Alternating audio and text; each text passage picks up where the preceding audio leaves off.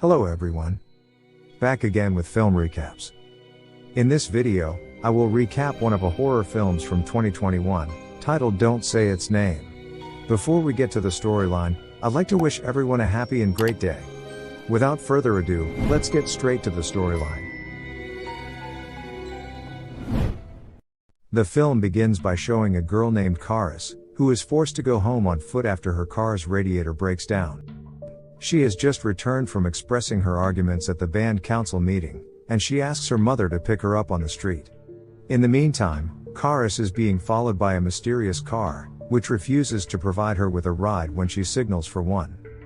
At first, the car slowly follows her, but once it realizes that Karis is trying to run away, the car starts to accelerate towards her.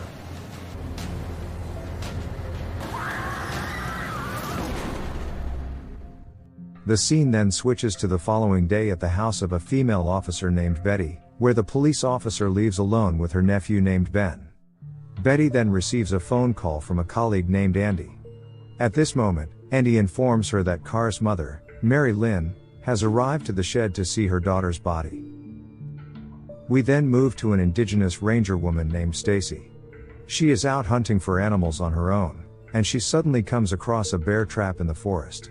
Therefore, she takes the trap because she is worried that it will be stepped on by human feet. We return to Betty, who has arrived at the shed. She invites the victim's mother to come in and certify the dead body. And when the body bag is opened, Mary finds it difficult to accept that the corpse is in fact that of her own daughter, Karis. Mary says that her daughter had been through a lot, but she doesn't understand why that it had to end in this way. Long story short, the scene switches to a pair of fiancés who are visiting a land, where their camp center will be built with the approval of the local band council. The man named Ray, and his fiancée, Beth.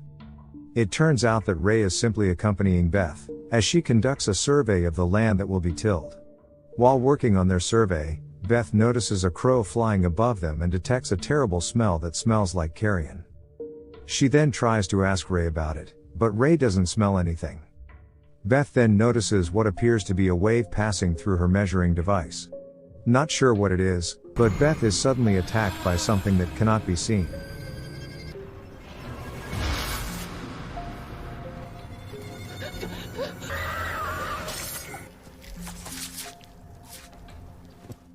A few moments later, Betty and Andy rush to the scene after receiving the report. Andy then explains that Beth is employed by WEC, an organization that is planning to build a camp center in the indigenous territory. When Betty asks Ray for information, he claims that he hasn't seen anyone attack his fiancée, which makes Betty feel strange. According to Ray, Beth died after smelling something that smelled like blood around the area. The following day, the scene returns to Stacy, who is having her lunch at a cafe. At the same time, there is a perverted man named Donnie who is intently observing her looks. A woman named Frances then approaches her, and says that she has been quite busy at the shed recently as the ice road has thickened all around the area.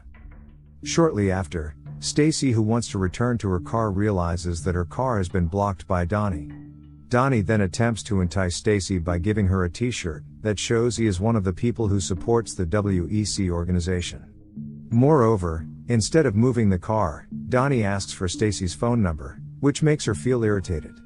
Stacy then pretends to take a pen and immediately hits Donnie in the face, causing his nose to bleed. The scene then switches to a couple named Jessica and Gary. While they're talking about their hunting activities, Gary suddenly notices a strange smell, and they hear something walking on top of his car. What? I don't smell anything. Gary bet that it is a wolf, so he takes out his rifle to check it out. This is my chance. I'm getting one.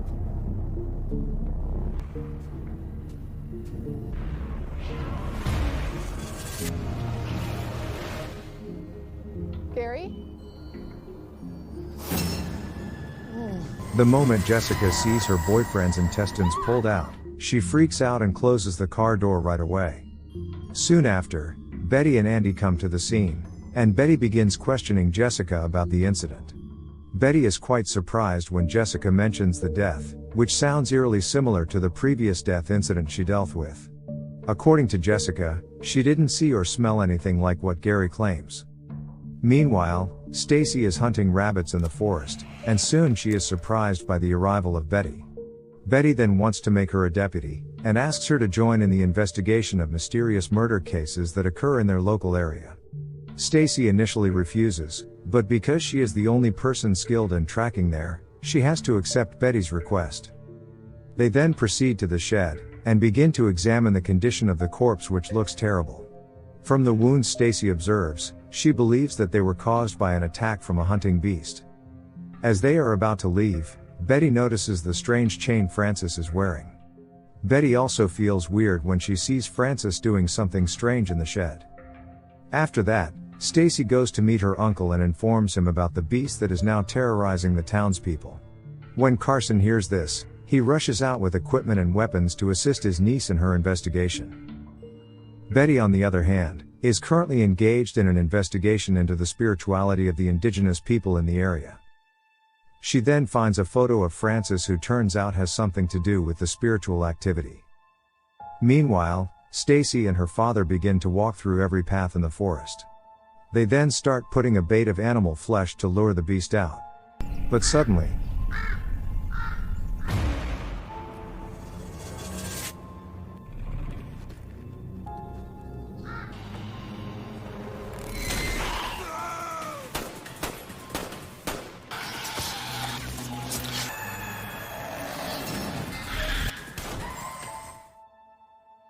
they finally know that it wasn't an animal who did all of this, but a terrifying demon that is difficult to deal with. Seeing her father is severely injured, Stacy immediately takes him to the hospital. Carson is now undergoing an emergency treatment at the hospital, and they are visited by Betty as well.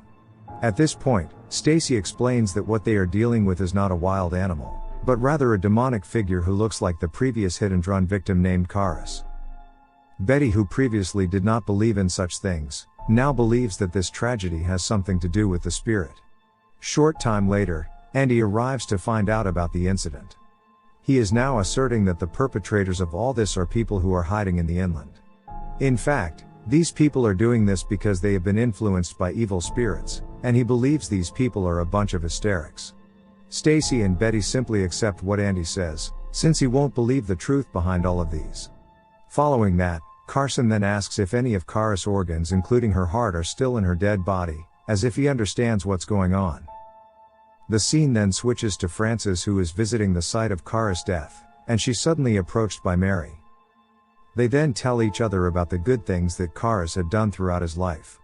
Strangely, at the end of their conversation, Frances hears the sound of a strong wind blowing. What's happening? The following day, Beth is seen busy looking for clues to every murder case in her town. And Betty finally begins to see a bright spot, where she realizes the clothes worn by the victims are from the same organization, which is the mining organization, WEC. Plus, their partners who had nothing to do with the organization were not injured. She also comes across articles claiming that the local band council had sold licenses to WEC without approval. She then finds an article about how active Karis is as an activist while she is still alive. After that, Betty asks about the video project of her nephews meeting on land mining. It is revealed here that Carson is actually one of the people who supported the mining project. This is because they can take this opportunity to build their community based on what the company has promised them. Mary and Karis, on the other hand, are opposed to it all because it threatens the ecosystem, which includes forests and rivers. In the evening, Betty comes to the shed and inquires about Karis' body, but Frances informs her that the body has been moved to a new morgue. Betty, who is not satisfied with the answer, keeps pressing Frances for all the transportation record, but Frances continues to make excuses. After being pressed by Betty, Frances finally tells the truth and informs Betty to meet Mary Lynn, the person who took the body. The next day, Betty meets Stacy, and explains that all the dead persons are the workers for the mining organization that will start their project in this area. Betty then provides evidence that her uncle is also one of the people who support the organization's movement, which explains why he's being attacked by the spirit. After that, they meet Andy, who has just caught Donnie. Donnie is arrested after accidentally shot a deaf old woman, who is walking in the bush. he thought the elderly woman is a murderer who was terrorizing the neighborhood. Andy then goes to a cafe, where he tells Francis that he saw her at the site of Kara's death. Francis then explains that she was only paying her respects to Karis. At first, Francis appears to be hiding something, but after reminiscing about Karis' efforts in protecting nature, she finally makes a confession. She also notices Donnie, who had been arrested first. It is at this point where she begins to admit that Donnie is the one who had hit Karis. Plus, she explains that Donnie asked her out at that time, but she was given drugs so that she became semi-conscious when Donnie carried out his act. Back to Stacy and Betty, they will now meet Karis' mother. Betty then inquires about the whereabouts of Karis' body, but instead, Mary informs that Karis' corpse had been taken by her ancestral spirits. At this point, Mary begins to show her hatred towards WEC, who wanted to take everything from them, including their indigenous land. After seeing Mary's flighty emotions, they decide to leave her alone. On their way to the car, Betty's nephew calls her and says that the mining organization is starting to offer job opportunities. Even though Betty forbids him from going to the place, Ben still insists on applying for a job at WEC. As Stacy and Betty are about to leave, Stacy seems to think of something. She then returns to Mary and begins to tell her the story of her colleague, who is closely related to Mary's story. She also tries to convince Mary that what she is doing is not right. Although the intention to protect the territory is good, but killing by any means is wrong. Stacy then gives the amulet that her friend had given to Mary. On the other side, as Ben is on his way to apply for the job, Betty again warns him to stay away from anything related to WEC. Then suddenly, Ben, who is panicked, immediately runs away as fast as he can.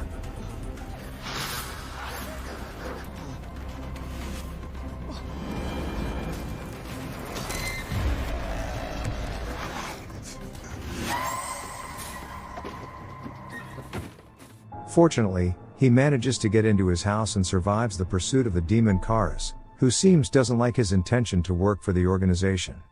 Not long after, Betty arrives at her house, and immediately goes right to the basement to rescue Ben.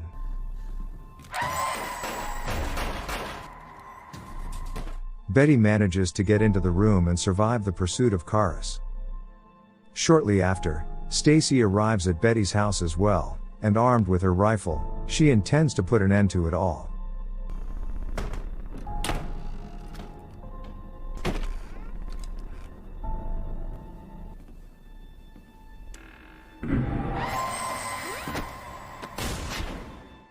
In the midst of a panic, she tries to find Betty, and when the demon Karis attempts to break down the door, Stacy distracts her by showing the t-shirt with the WEC logo Donnie gave her. After that, Stacy lures Karis out of the house. Karis, come at me! As she had planned, Karis gets caught in a bear trap set by her. Stacy and Betty then strafe Karis with their weapons.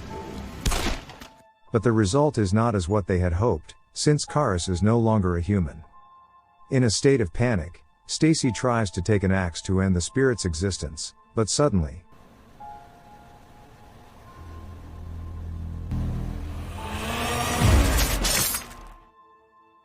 Karis manages to escape from the trap and hurt Betty. In the end, Stacy and Betty start to feel confused about what to do. Meanwhile, Mary, who has realized her wrongdoing, finally decides to put an end to all this by performing a ritual, in which she will burn Karis' heart to paralyze her daughter's demon. Just in a matter of seconds, the demon Karis is losing her strength. So Stacy doesn't want to waste time after seeing the opportunity, where she finally succeeds in beheading the head of the demon Karis. The scene then shifts back to Mary, who is now being visited by Francis. Francis asks Mary if it is all over, and Mary answers that it is almost over. In addition, she says that they can only say her name one more time to summon her spirit, and they will never be able to do so again. Back to Stacy and Betty. Andy then arrives on the scene and informs Betty and Stacy that he has arrested the individual responsible for Karis' death. But without Andy knowing it, he has mentioned Karis' name in his explanation. And in the end, Kara's spirit rises for the last time and begins attacking Donnie, the one who was supposed to die from the beginning. And with that, the film ends.